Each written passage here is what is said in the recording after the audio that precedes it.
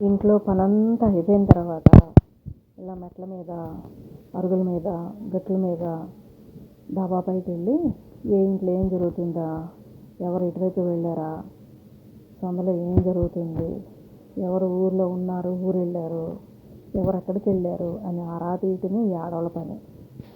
అవునా కదా? మంచి కాలక్షేపం ఒకప్పుడు.